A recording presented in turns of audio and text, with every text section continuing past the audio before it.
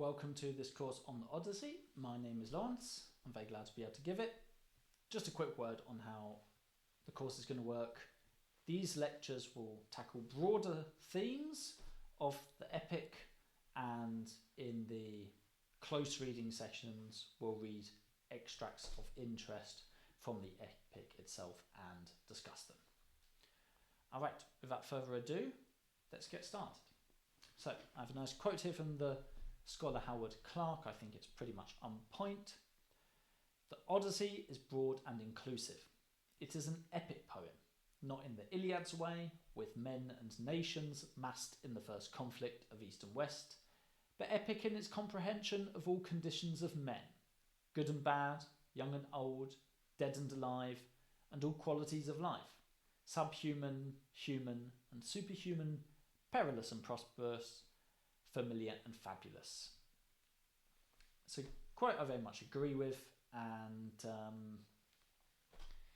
in many ways you can see the Odyssey as giving us the roots of the first novel, because it really does have character development. It has some ambiguous characters, including Odysseus himself,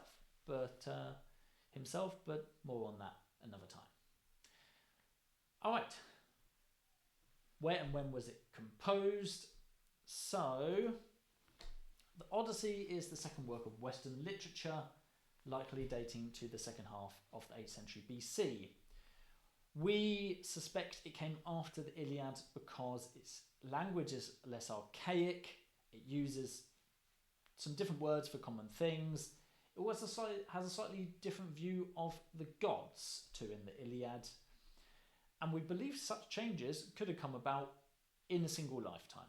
Okay, so today scholars tend to date the Iliad to around 750 BC and the Odyssey to 725 BC. Of course, those are estimations. We do not know with certainty. It was probably composed in Greek Ionia, so near Western Turkey. Okay, and in fact, this was an area of colonization in the Greek world. Again, a topic come on to another time. But it is likely no coincidence that the Iliad is more interested in the area around the Black Sea, and the Odyssey looks towards the west. Okay, they reflected Homer's age in multiple ways, including the geography of that time. So, by Homer? Well, the ancient world largely thought so.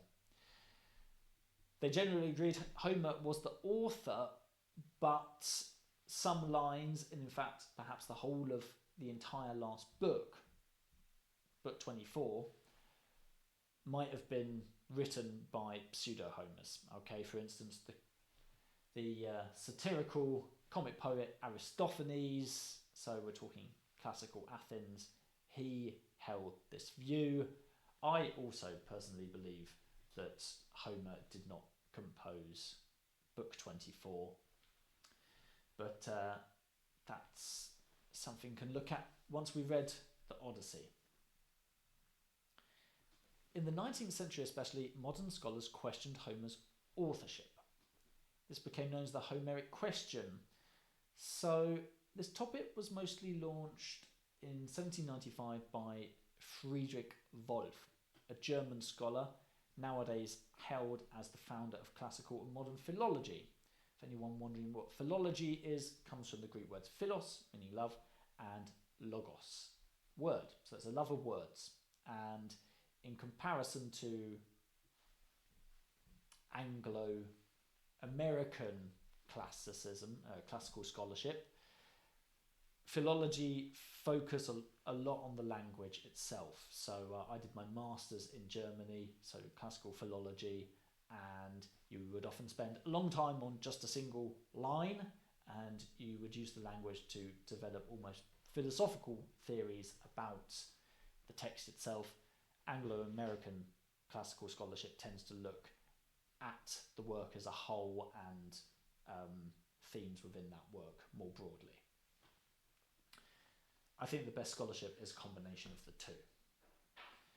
Anyway, the Homeric question became mainstream in the 20th century following the seminal work of American classicist Milman Parry, sometimes called the Darwin of Homeric studies because scholars like to give each other titles, apparently. So a few of the questions comprising the Homeric question. Who is Homer? Are the Iliad and Odyssey the work of one or multiple authors? How reliable is the tradition embedded in epic poems? And there are scholars still studying these questions. For instance, I had a course mate back in England when I did my bachelor's. He went on to do his master's in classics at Oxford, and he looked at using machine technology to try and work out whether different authors had contributed to the Odyssey. Anyway, most classicists today believe the two Homeric epics evolved as part of an oral tradition and Homer was the first to write them down. Not everyone believes this, okay? There are some who believe they were only written down later by Hellenic scribes, so talking around 3rd century BC. But this idea of the epics being part of an oral tradition and evolving from there, and Homer being the first to write them down, is a process of text standardization sometimes called the million pieces design. That is, bards modify traditional tales when performing them, making them their own, and this refinement process continued over centuries until Homer wrote down the epics. This is also the view I hold. So what about Homer himself? Well, the Greek adoption and adaptation of the Phoenician alphabet in the 7th and 8th centuries BC made Homer's achievement possible. So the Phoenician alphabet originated in 1050 BC and was used for Canaanite languages such as Hebrew and Ammonite. Interestingly, it was the first fixed directional script. You read it from right to left. So before that, scripts were multi-directional. If you study papyrology, you have to learn to read scripts where it sometimes snakes like this. It is incredible. The people who can read them requires an incredibly high level of ancient Greek, for instance, or of whatever language you're studying. So the Homeric epics were likely not written down to be read, and in fact we have no evidence of physical dissemination. Literacy was not widespread in the Greek world until the classical period, so 4th to 5th centuries BC. Epic was likely thus written down for posterity, but there could have been other reasons. We'll come to those later. Again, we do not know. We have to make educated guesses. Homer was probably from Chios or Smyrna, so on the other side of the Aegean, by or in modern Turkey. We know this primarily from the language. Homeric Greek has a strong Ionian component. Actually, the Greek lyric poet Pindar tells us about a guild called the Homeridae, which was devoted to reciting Homer's poetry and telling stories about his life. The Homeridae flourished in Chios and were said to be Homer's descendants. It is on the Homeridae that Chios bases its claim today to be Homer's birthplace. So, Homer's often depicted as blind. Was he really blind? Well, most ancient biographies say he was. However, modern scholars believe his blindness was a legend. Sometimes people use arguments such as the colours in the Odyssey, which don't really...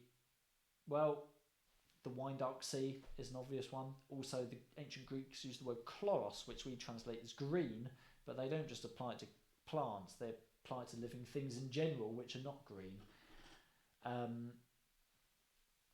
Those arguments for saying Homer was blind are probably quite false.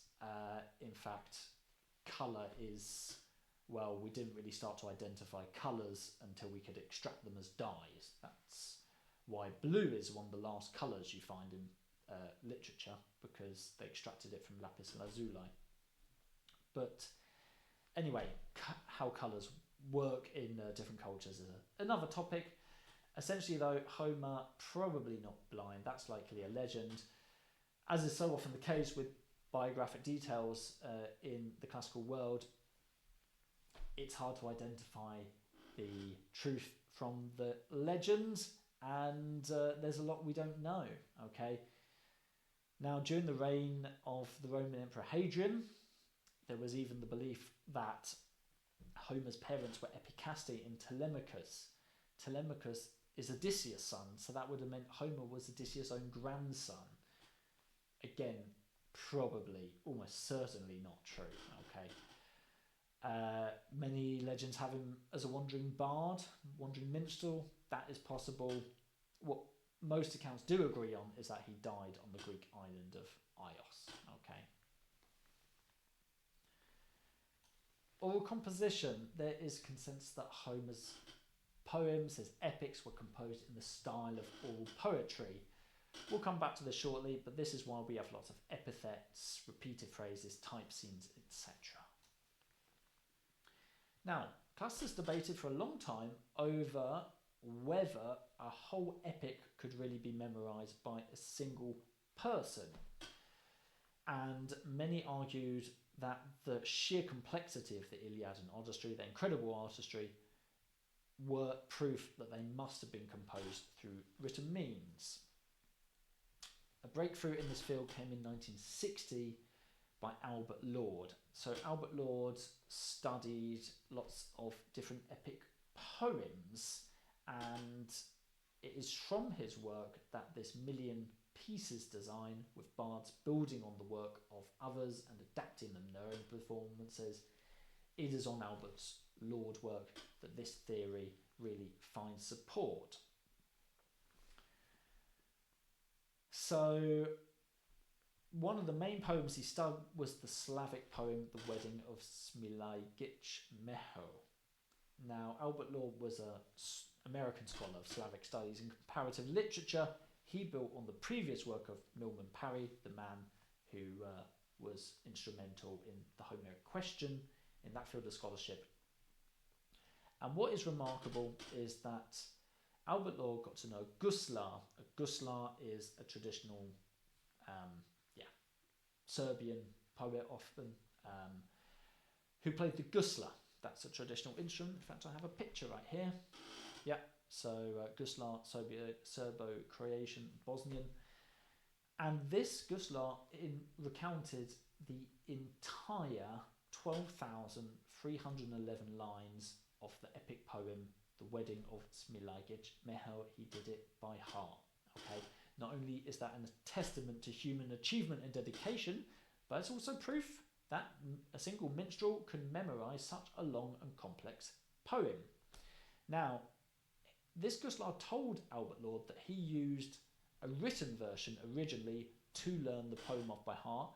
That perhaps gives us an idea or a view of why Homer might have written down the epic poems. Okay, he wrote it down and then wrote it down so he could improve it, so he could tweak it, and then learnt it off by heart for performance. And yeah, so this is what we'll come to now.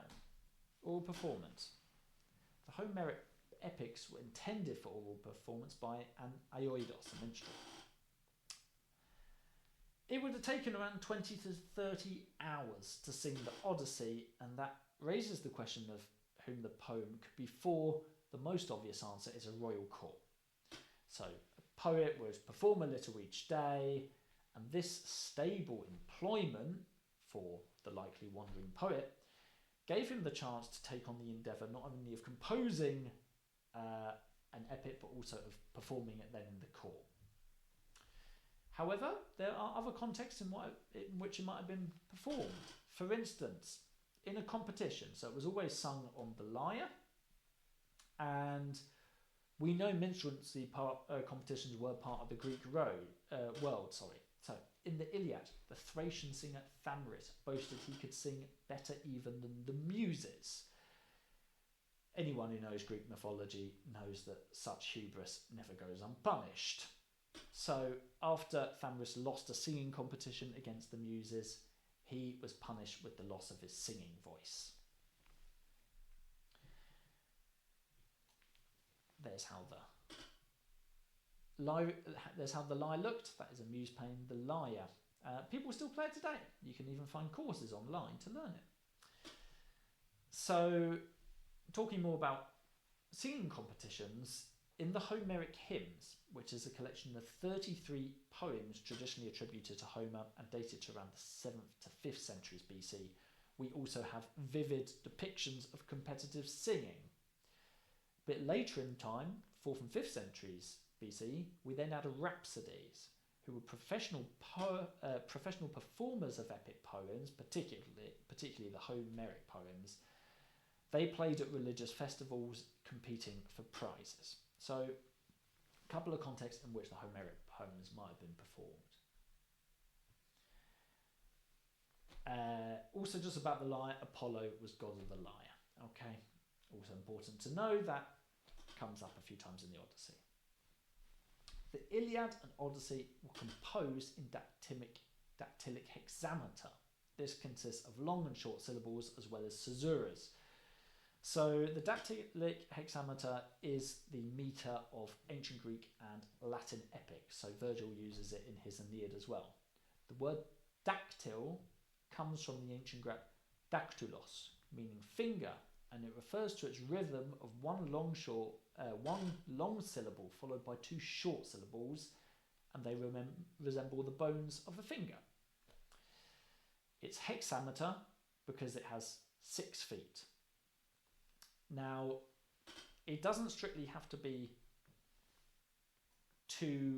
a long syllable and 2 shorts. You can also have 2 long syllables in each feet. So there you can see the long lines depict the long syllables. The comma in the middle, that is where the caesura normally comes. And the last 2 syllables are normally both long. So how does it sound? Well, I can, let's go back one. Actually, let's stay there, that's good. So you don't need to be able to read the ancient Greek, that's for me. But how does it sound? Well, let me give you an idea. We're going to read out a couple of lines here, both from the opening of the Odyssey. So the first one has a lot of dactyls in, so a lot of long syllables followed by short ones. Andra moyene pe musa polutropon hos malapola. So you can hear it quite well there. And then this third line right here, we have a lot more spondies, so 2 long syllables together. So polon dantropon itenasteia kai nuonagon. Yeah. So there you can hear the spondies a lot better, especially up to the caesura. Polon dantropon, those are all long syllables. Okay.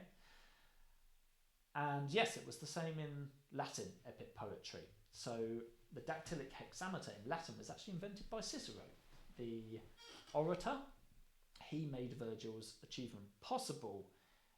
I know the first line of the Aeneid by heart. I'll pronounce it now, I'll read it now. I'll perform it, I guess, if I'm doing it by heart. And you can compare it then to the first line of the Odyssey. It's the same rhythm you'll hear. So the first line of the Aeneid is Ama virumque cano, Troie que prima saboris. First line of the Odyssey. Andra moi enepe musa polutropon hos malapola. So both lots of dactyls in those lines. Anyway, don't need to worry too much about the meter. It's just so you can hear it a bit. But it is the meter that explains why we have so many epithets and formulas in the Odyssey. So an epithet is something like resourceful Odysseus, rosy-fingered dawn. It's describing a person. It's a stock phrase describing a noun. The formulas are, for example, he spoke with winged words. You come across that a lot in the close reading. So what are the point of these? Well, consider this is epic poetry being performed orally. Okay, if the poet, he needs to complete the hexameter for every single line. He needs the meter to be perfect. Yeah. And so if he wants to improvise a little, using stock phrases where he knows the metric makeup of them, that makes it easier for him to improvise, complete a line and the hexameter. Yep. So, for instance, the word for resourceful is polutropos. Okay, it comes up in the first line here in polutropon, and the poet knows, okay, well, it's two longs in that, two long syllables followed by two shorts. With that knowledge, he can easily facilitate, he can easily improvise his performance and make the meter work. So that is the point of these epithets, etc. Move on now to another distinguishing feature of epic poems, epic similes. So, take it from the tour guide, all storytelling is much more effective when it is vivid and emotive. And this is probably what gave birth to the epic simile, because it is a vivid means of describing action. Okay. It's often used in action scenes, but you'll find that they can be used in many contexts. So Homer, for instance, uses epic similes for everything from brute violence to tenderness to beauty. I've got an example here from the Iliad, which I'll read out. As when the west wind moves boisterously across the grain deep standing, and shakes and sweeps it till the tassels lean, so all of that assembly was shaken, and the men in tumult swept to the ships. So here Homer is using an epic simile to describe the Greeks who were in assembly fleeing to their ships. This is during the Trojan War, of course. So as you can see, there's not anything particularly epic about fleeing in cowardice, but an epic simile makes the depiction more vivid and is therefore more suited to the oral context of epic poetry. And epic similes became a staple of epic poems. They're used by poets ranging from Apollonius Rhodius to Virgil. Apollonius Rhodius composed the Argonautica. That's about Jason the Argonauts and their quest to find the Golden Fleece.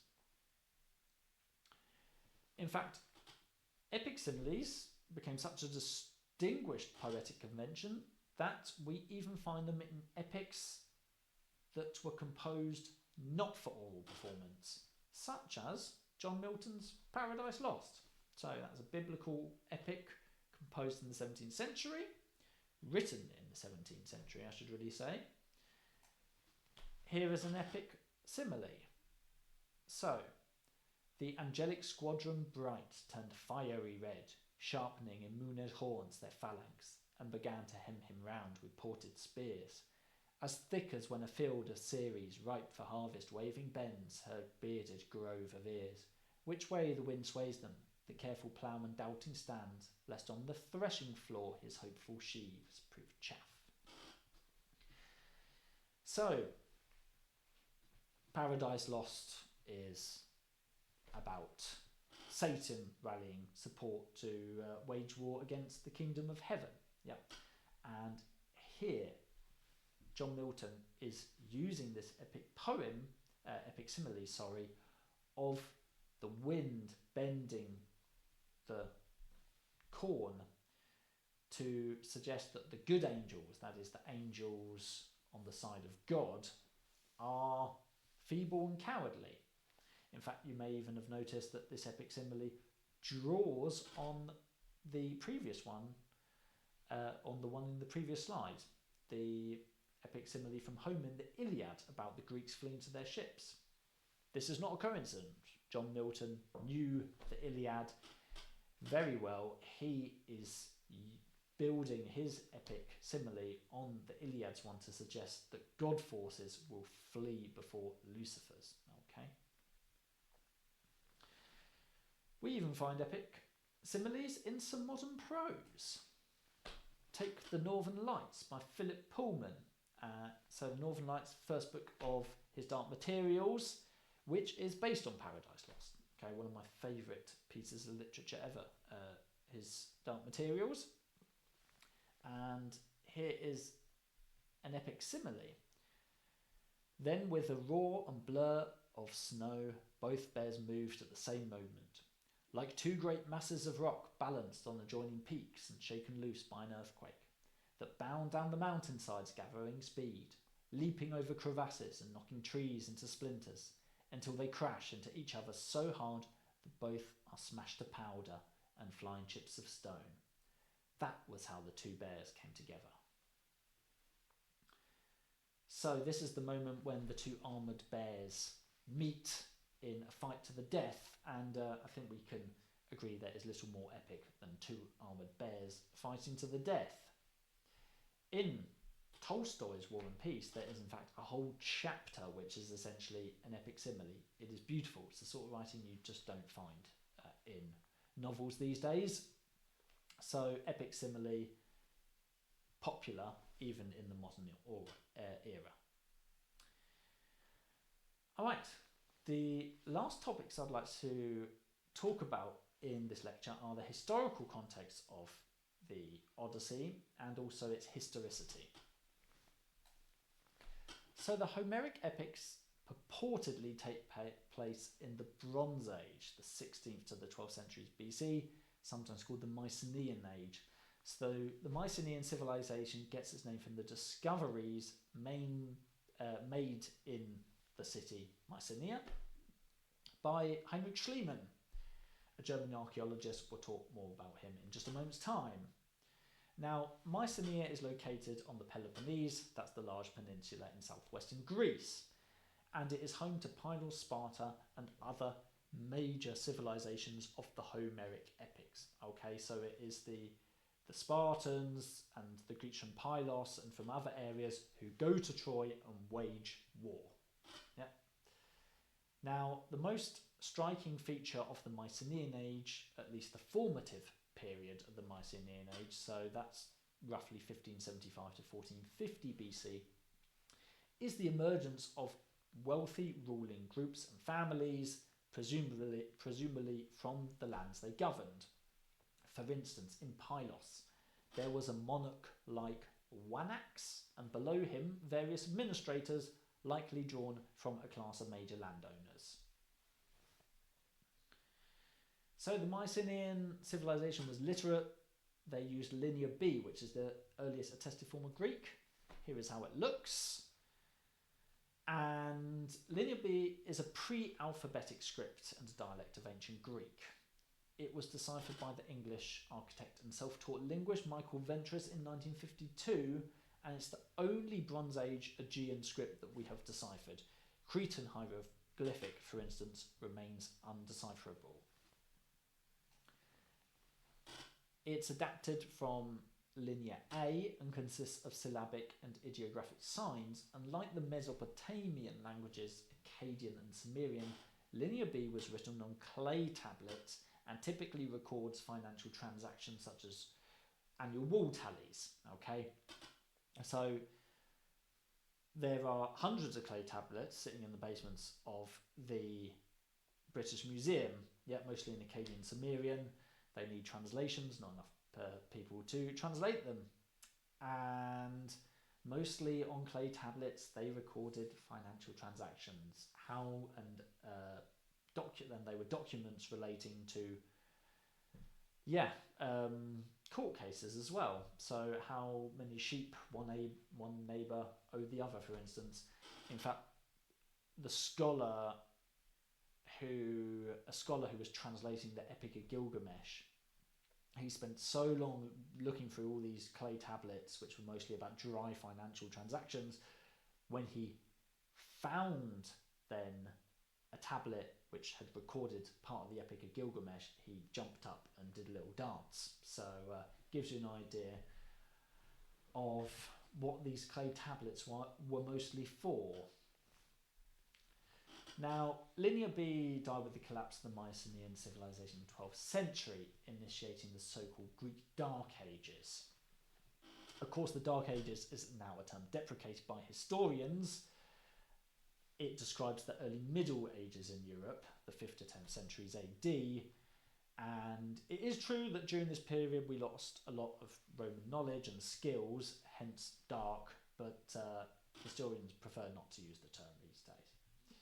Anyway, in the so-called Greek Dark Ages, the great palaces of the Mycenaeans were abandoned or destroyed, and Linear B ceased to be used. So in this way, it also involved technological regress. So, Troy, also called Ilium, was a great civilization, and the Romans traced their legendary lineage there. So Aeneas, whose son would go on to found a settlement called Alba Longa, and it was from there that Romulus and Remus would come and then found Rome. Aeneas was a Trojan. He was the son of the love goddess Venus, or Aphrodite in Greek, and he was actually saved from death in the Iliad because a greater destiny awaited him. It is as if Homer were prophesying the rise of Rome. Anyway, in 1870, Heinrich Schliemann excavated a mound in Hisarlik, modern northwest Turkey. That is where the Greeks and Romans alike identified ancient Troy. Modern scholars started to identify the site as Troy as well from 1820. And it was Schliemann who would go down in history. So he lived during that golden age of archaeology where you just found some ruins and claimed that you'd discovered an ancient semi-mythical city. There he is.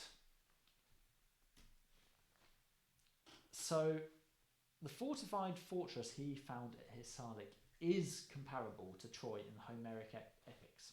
So the archaeological site there comprises various layers and includes, for example, stone walls supported by battlements of mud brick.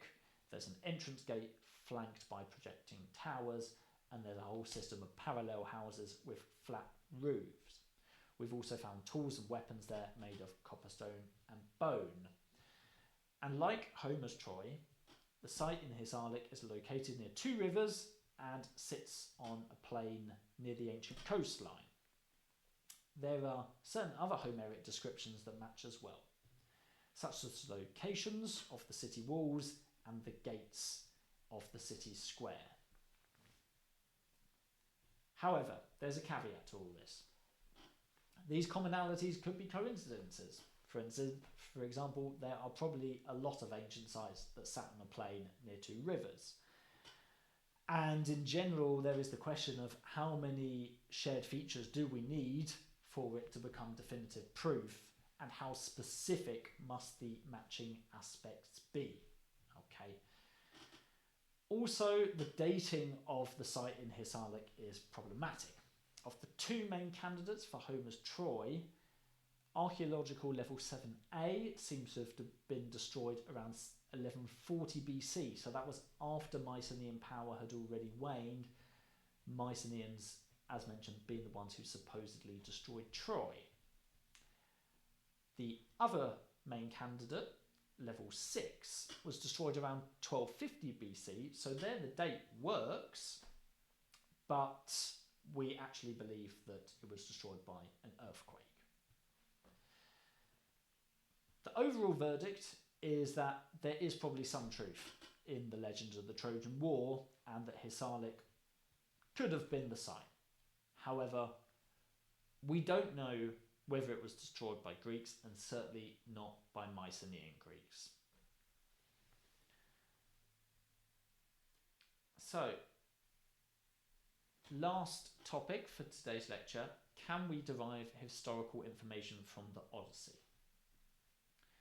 So Homer's retelling of the Trojan War probably bears almost no resemblance to Troy's actual destruction. Yep. Epic poetry was composed to entertain an audience, not to record history. Well, a little bit, but not primarily. In the ancient Greek context, it was mostly there for entertainment. So, yeah, sadly, it is unlikely that Helen's face launched 1,000 ships and burnt the topless towers of Ilium. That is Achilles tending Patroclus' arrow wound. So Patroclus was his great friend, probably his lover. So, yeah, Homeric epics distorted by time and oral tradition, and therefore cannot really tell us much about the Mycenaean age they supposedly describe. Remember that the oral tradition involved following traditional story patterns, incorporating various sources, and crowd pleasing. All things which are contrary to maintaining historicity. So, can we use the Odyssey at all for historical purposes? We can, because they probably tell us a fair amount about Homer's own time.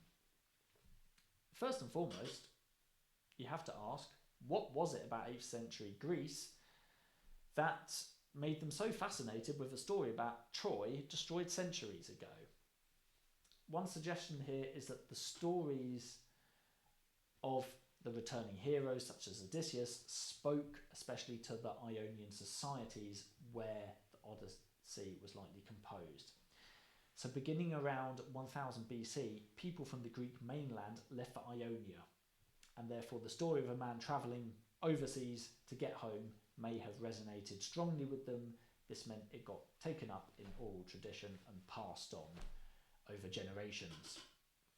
Also, in Hisarlik, there would have been visible castle ruins in Homer's day. That might have generated interest in their past and therefore encouraged poets to make up stories about them. There are other facets in the Odyssey that we can draw for historical purposes. So colonisation, renewed trade routes, and assemblies for making laws. We'll talk more about this in a later lecture, but one key episode is Odysseus' encounter with the Cyclopes, okay, and Polyphemus being the Cyclops he then confronts. For instance, Odysseus emphasises that the Cyclopes do not have assemblies for making laws nor any legal codes. This implies that Homer's society did have these things. Yeah.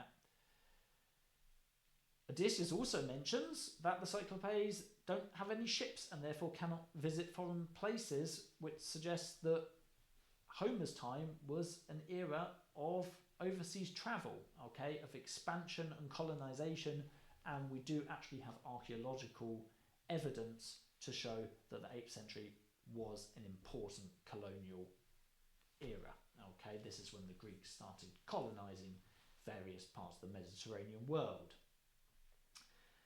Finally, although, as mentioned, the Odyssey supposedly describes the Mycenaean age, the early Bronze Age, when monarch-like figures ruled and held large sway over portions of the population, Homer's descriptions of these princely systems are rather vague and undefined. For instance, all the suitors courting Penelope are described as basileis, that is the Greek for kings. But it is unclear how Homer's system here actually worked. Did these kings inherit their titles and power? Would one of them become king of Ithaca if he were to wed Penelope, and what exactly would that entail? Furthermore, there is an assembly on Ithaca. Why is there an assembly on Ithaca if it is ruled by a royal family? So one theory as to why we have these inconsistencies is that Homer's society was one in transition. It was transitioning from the ruling class systems of the Mycenaean age to the democratic polis of classical Greece, with Athens being the primary example. So we're talking about 5th century Greece. This is very much plausible. It would explain many things about the epics. However, the constant caveat, we do not know many things for certain about the Odyssey, and even less about Homer. We cannot date him with absolute certainty, and therefore our interpretations of the historicity of the Odyssey and the society of Homer's time, we need to make such analyses with a large pinch of salt. Okay. All right, that is all for today. Thank you very much for listening. In the next lecture, I'll be talking about books 1 to 4 of the Odyssey, also known as the Telemachiad, plus about the epic cycle and the Greek values of Kleos and Xenia, which are central to the epic. Thank you very much.